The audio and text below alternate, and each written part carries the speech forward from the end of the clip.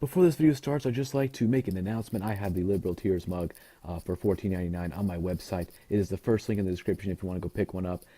Don't worry if it breaks when it comes to your house. I'll send you another one for free out of my pocket. I don't care. I want you to get your Liberal Tear mug.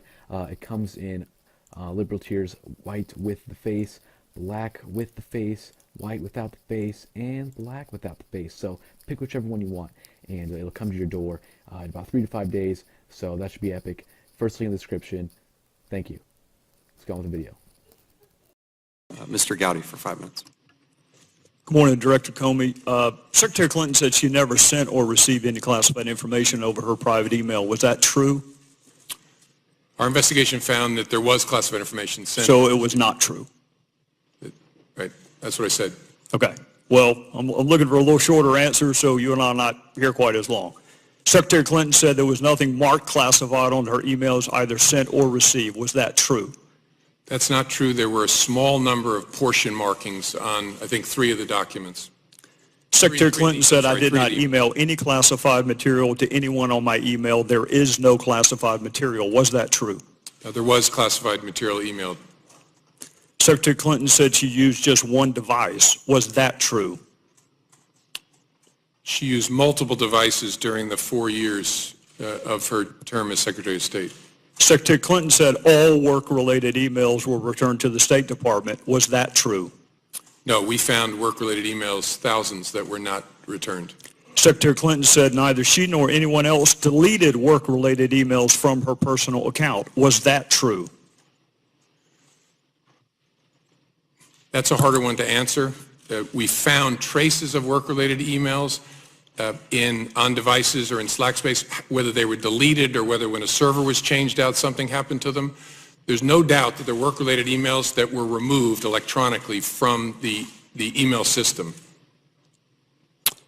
Secretary Clinton said her lawyers read every one of the emails and were overly inclusive. Did her lawyers read the email content individually? No. Well, in the interest of time, and because I have a plane to catch tomorrow afternoon, I'm not going to go through any more of the false statements, but I am going to ask you to put on your old hat. False exculpatory statements, they are used for what? Well, either for a substantive prosecution or for evidence of intent in a criminal prosecution. Exactly. Intent and consciousness of guilt, right? Is that right? Right. Consciousness of guilt and intent.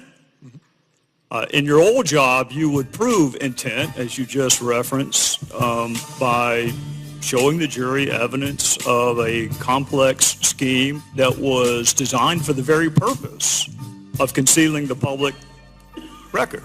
And you would be arguing, in addition to concealment, the destruction that you and I just talked about, or certainly the failure to preserve. You would argue all of that under the heading of content. You would also be arguing the pervasiveness of the scheme, when it started, when it ended, and the number of emails, whether they were originally classified or up-classified.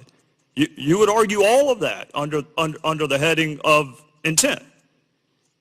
You would also probably, under common scheme or plan, argue the burn bags of daily calendar entries or the missing daily calendar entries as a common scheme or plan to conceal. 2 days ago, Director, you said a reasonable person in her position should have known a private email was no place to send and receive classified information. You're right, an average person does know not to do that. This is no average person. This is a former First Lady, a former United States Senator, and a former Secretary of State that the President now contends is the most competent, qualified person to be president since Jefferson. He didn't say that in 2008, but he says it now. She affirmatively rejected efforts to give her a state.gov account. She kept these private emails for almost 2 years and only turned them over to Congress because we found out she had a private email account. So you have a rogue email system set up before she took the oath of office, thousands of what we now know to be classified emails, some of which were classified at the time. One of her more frequent email comrades was in fact hacked, and you don't know whether or not she was. And this scheme took place over a long period of time and resulted in the destruction of public records, and yet you say there is insufficient evidence of intent. You say she was extremely careless, but not intentionally so. You and I both know intent is really difficult to prove. Very rarely do defendants announce, on this date, I intend to break this criminal code section. Just to put everyone on notice, I am going to break the law on this date. It never happens that way. You have to do it with circumstantial evidence. Or if you're Congress and you realize how difficult it is to prove specific intent, you will formulate a statute that allows for gross negligence. My time is out, but this is really important. You mentioned there's no precedent for criminal prosecution. My fear is there still isn't.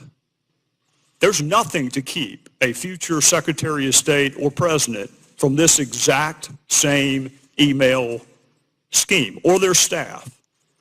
And my real fear is this. It's what the chairman touched upon. This double-track justice system that is rightly or wrongly perceived in this country. That if you are a private in the Army and you email yourself classified information, you will be kicked out. But if you are Hillary Clinton and you seek a promotion to commander-in-chief, you will not be. So what I hope you can do today is help the average person, the reasonable person you made reference to, the reasonable person understand why she appears to be treated differently than the rest of us would be. With that, I would yield back. It's my conclusion. Sure, it's my conclusion, but I'm reporting what the team thought and their supervisors. As I said, this was, as painful as it is for people sometimes, this was not a close call.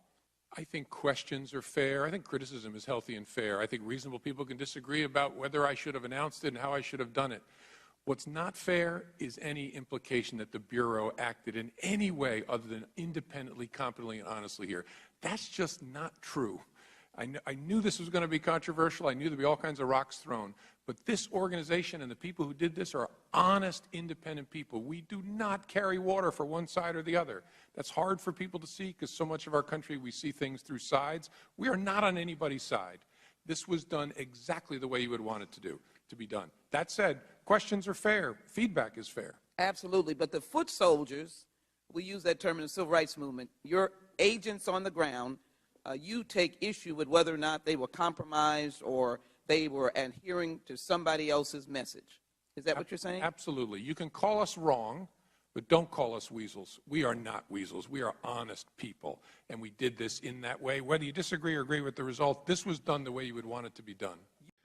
Chair thanks the gentlewoman. Recognize the gentleman from South Carolina, Mr. Gowdy, for 5 minutes. Well, thank you, Mr. Chairman. I want to start by acknowledging progress. I think it's important that we do so. This morning, we've had 9 straight Democrats talk to the FBI about emails without asking for immunity. That's a record. And I suspect the reason that they have not asked for immunity from Director Comey is they would say they've done nothing wrong. I find that interesting because that's exactly what Heather Samuelson and Cheryl Mills' attorneys said. In fact, they said it just a few days ago, and I'll quote it. The FBI considered my clients to be witnesses and nothing more. And then Ms. Mills and Ms. Samuelson's attorney said this. I think this is the most interesting part. The Justice Department assured us my clients did nothing wrong. Well, Mr. Chairman, if you're assuring subjects or targets or what witnesses, whatever you want to call them, that they've done nothing wrong, it does beg the question, what are you seeking and receiving immunity from? I mean, if you've done nothing wrong, laptops don't go to the Bureau of Prisons, Mr. Chairman. People do. So the immunity was not for the laptop. The immunity was for Cheryl Mills.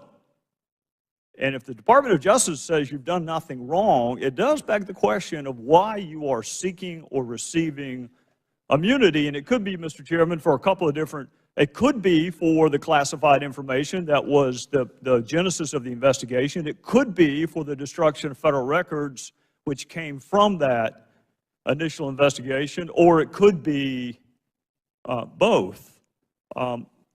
Mr. Comey, I want to ask you this. Did the Bureau interview everyone who originated an email that ultimately went to Secretary Clinton that contained classified information? I don't think so. Nearly everyone, but not everyone. Well, you and I had a discussion the last time about intent. You and I see the statute differently. My opinion doesn't matter. Yours does. You're the head of the Bureau. But in my judgment, you read an element into the statute that does not appear on the face of the statute. And then we had a discussion about intent. So why would you not interview the originator of the email to, number one, determine whether or not that originator had a conversation with the secretary herself?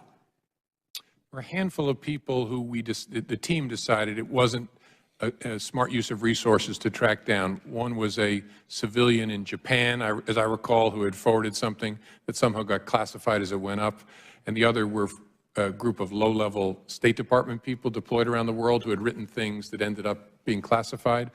Nearly everyone was interviewed, but there was a small group that the team decided it isn't worth the resources. Well, to that extent, if you interviewed the overwhelming majority of the originators of the email, will you make those 302s available to Congress? Because I counted this morning 30-something 302s that we do not have. Okay. I'll go back and check. My goal is maximum transparency, consistent with our obligations under the law. I'll check on that. Well, and I appreciate it. For this reason, intent is awfully hard to prove. Very rarely do defendants announce ahead of time, I intend to commit this crime on this date. Go ahead and check the code section. I'm going to do it. That rarely happens. So you have to prove it by circumstantial evidence, such as whether or not the person intended to set up an email system outside the State Department, such as whether or not the person knew or should have known that his or her job involved handling classified information, whether or not the person was truthful about the use of multiple devices, whether or not the person knew that a frequent emailer to her had been hacked, and whether she took any remedial steps after being put on notice that your email or someone who's been emailing with you prolifically had been hacked, and whether or not, and I think you would agree with this, Director, false exculpatory statements are gold in a courtroom. I would rather have a false exculpatory statement than a confession. I would rather have someone lie about something and it be provable that that is a lie, such as that I neither sent nor received classified information, such as that I turned over all of my work-related emails. All of that, to me, goes to the issue of intent. So I got two more questions, then I'm going to be out of time. For those who may have to prosecute these cases in the future, what would she have had to do to warrant your recommendation of a prosecution? If all of that was not enough, because all of that's what she did, if all of that's not enough, I mean, surely you cannot be arguing that you have to have an intent to harm the United States to be subject to this prosecution. I mean, that's treason. That's not a violation of this statute. No, I think we'd have to be able to prove beyond a reasonable doubt a general awareness of the unlawfulness of your conduct. You knew you were doing something you shouldn't do. And then, obviously, that's on the face of the statute itself. Then you need to consider, so who else has been prosecuted and what circumstances, because it's all about prosecutorial judgment. But those two things would be the key questions. Can you prove that the person knew they were doing something they shouldn't do, a general criminal intent, general mens rea, but the and way to treated other people similarly? The way to prove that is whether or not someone took steps to conceal or destroy what they've done. That is the best evidence you have, that they knew it was wrong, that they lied about it. It's very good evidence. Always want to look at what the subject said about their conduct. Well, and there's a lot. There's a lot. If you saw her initial press conference, it all falls under the heading of false exculpatory statement. I'm out of time, Mr. Chairman, but the director did. You started off by giving us examples of things the Bureau has done. And every one of us who's worked with the FBI, that is the FBI that I know. The one that went and saved that girl in North Carolina, that is the FBI that I know. What concerns me, Director, is when you have 5 immunity agreements and no prosecution, when you are allowing witnesses who happen to be lawyers, who happen to be targets, to sit in on an interview. That is not the FBI that I used to work with. So I've been really careful to not criticize you. In fact, I said it again this morning. They wanted to know, was he gotten to? Did somebody corrupt him? No, I just disagree with you.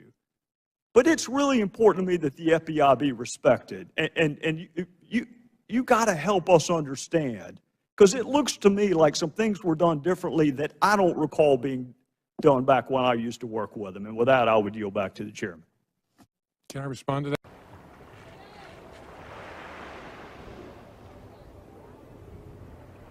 Hello, everyone. Hey, I'm just stopping by to remind you that liberals are insane.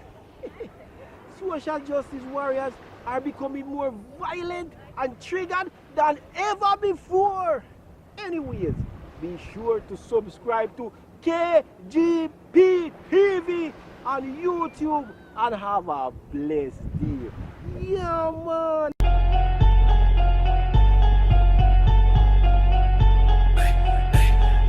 Tell me what you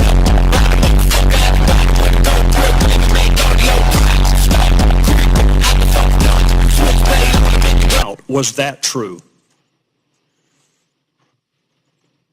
That's a harder one to answer. We found traces of work-related emails on devices or in Slack space, whether they were deleted or whether when a server was changed out, something happened to them. There's no doubt that there were work-related emails that were removed electronically from the email system. Secretary Clinton said her lawyers read every one of the emails and were overly inclusive. Did her lawyers read the email content individually? No. Before this video starts, I'd just like to make an announcement. I have the Liberal Tears mug for $14.99 on my website. It is the first link in the description if you want to go pick one up. Don't worry if it breaks when it comes to your house. I'll send you another one for free out of my pocket. I don't care. I want you to get your Liberal Tear mug. It comes in Liberal Tears white with the face, black with the face, white without the face, and black without the face. So pick whichever one you want, and it'll come to your door in about 3 to 5 days. So that should be epic.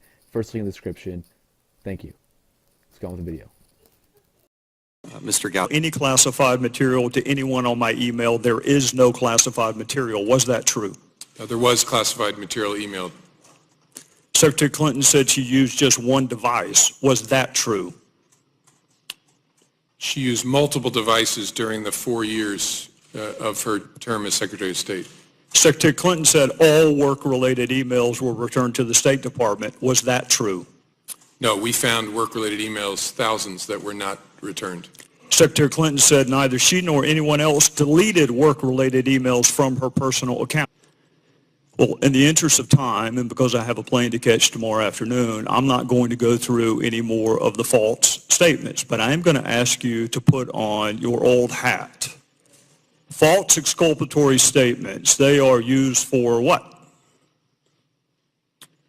Well, either for a substantive prosecution or for evidence of intent in a criminal prosecution. Exactly. Intent and consciousness of guilt, right? Is that right? Right. Consciousness of guilt and intent. In your old job, For 5 minutes. good morning, Director Comey. Secretary Clinton said she never sent or received any classified information over her private email. Was that true? Our investigation found that there was classified information sent. So it was not true. Right. That's what I said. Okay. Well, I'm looking for a little shorter answer, so you and I are not here quite as long. Secretary Clinton said there was nothing marked classified on her emails either sent or received. Was that true? That's not true. There were a small number of portion markings on, I think, 3 of the documents. Secretary Clinton said I did not email